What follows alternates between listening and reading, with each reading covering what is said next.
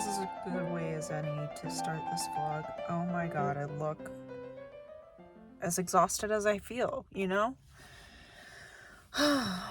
Just got home from work. It's about 5:30 and I am going to change my clothes first thing because that's what I do as soon as I walk in the house. And I need to measure out ingredients. It's Wednesday, which means it's the start of market prep. Officially. Unofficially, it started weeks ago.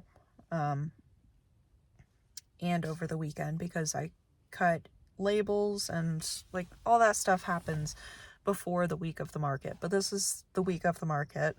Market's on Saturday. It's Wednesday, like I said.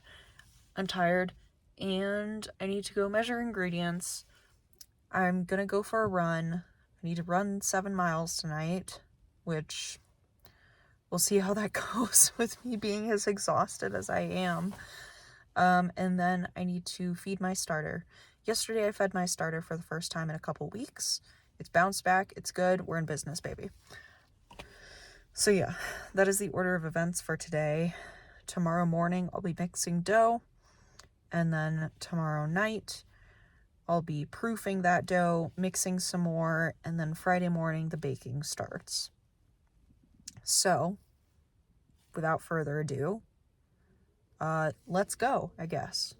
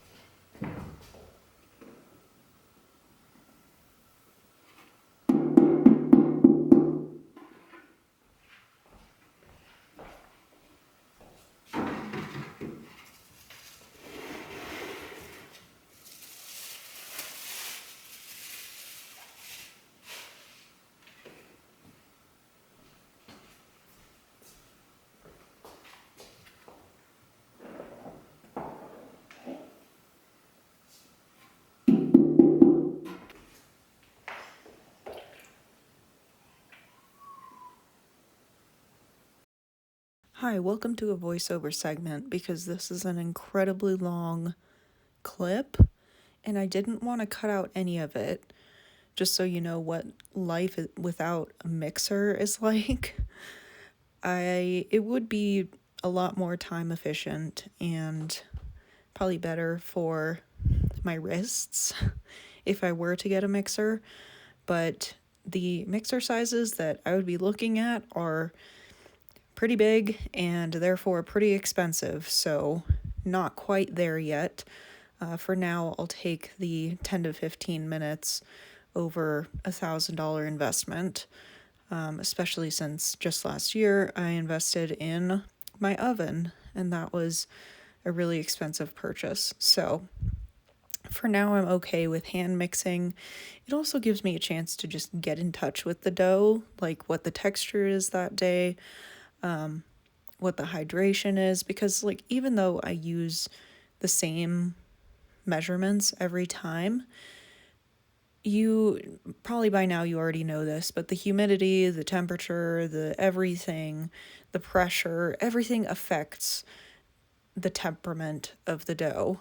And so having that time to get in touch with it and to really control what it's like is something that I feel like I would miss with a mixer. Now, you'll also notice that I'm doing this before my 9 to 5 workday. This is tough.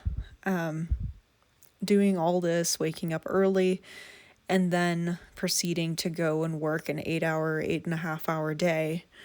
It's not easy. You also might notice here that I've only mixed together the flour, water, and starter. I'll add the salt later. Basically, I mix the basic ingredients together, go make my breakfast while it auto-leases, and then mix in the salt. And by then, it's hydrated, it's a lot better, and I didn't do the auto-lease last year, but experimenting with it this year, I find that it's just such a better texture, and the dough is better for holding bubbles and holding more air and kind of puffing up more with the auto-lease. And with that being the only difference, I think part of that is also that after the auto-lease is basically another kneading session, another stretch and fold session, which I don't usually do. It's usually just the first knead, and the first and only knead. Might as well mention it here. This market did not go well. All of this seems like a ton of work, I know, and it's because it is a ton of work, and I made a ton of bread. I sold less than half of it, and that was really disappointing and really discouraging, and I cried a lot about it. You fucking bet I cried a lot about it, because, I mean, you spend this long on a product, and it turns out well, and it's going to be delicious, and there's so much to consider when we're talking about market placement and the dynamics of a farmer's market and what makes a successful spring market, because this was taking place before the actual season started. So we're dealing with like customers who already follow the market, who already know that it's going to exist in the spring, and who aren't just waiting for the summer, who are coming to it early. Maybe people who aren't seeking out produce, but who are seeking out other products that are available in the winter. My bread is available in the winter, and a lot of people don't know that it's available in the winter. Another factor was, even though it was a pretty warm day, there was the same, if not fewer people than the previous spring market, which was the month before. I went into it expecting that there would be more people, and despite that, I did not make bagels this time. I actually made less product and still sold less, because I was told that that's what the dynamic would be there would be more people, but nobody bought bagels last time, so I wasn't gonna bust my butt trying to make them again. Yeah, the upside is all of my coworkers got free bread and they all loved it, and they were all really sweet and encouraging about it. The downside was I lost money. I lost sales that I could have made, and I came out of it pretty discouraged. Not completely discouraged, as you'll see in my next video. But pretty much I'm not going to be doing these spring markets again, just because there is a lot of sourdough out there. And at this market, there were 2 other sourdough vendors. Both of them, I'm pretty sure they have a bigger setup than I do, and they're more than one person, which I don't begrudge them for. But I did not sell out at the previous spring market, and as somebody who was directly competing with my product was added to this market, not subtracted. So it was very clear to me that the markets could not support 2, let alone 3 sourdough vendors, and yet that's what happened. So I talked with the market manager afterward and was really proud of myself, actually, for vocalizing my concerns, even though it felt like I was going to cry the whole time. But just goes to prove that sometimes you can do everything right. You can make all the social media posts, you can have an amazing product and work your butt off, and it still can be a dud of a day. So I think with those words, I'm gonna leave this voiceover and let you just watch me work. That's basically what this video is just you watching me do the work. And this is work that I love to do and that I want to do for a long time, and that I'm doing what I can to make sustainable and to make the thing that I do. So yeah, that's all the thoughts that I had on this, and I hope you enjoy the rest of the video.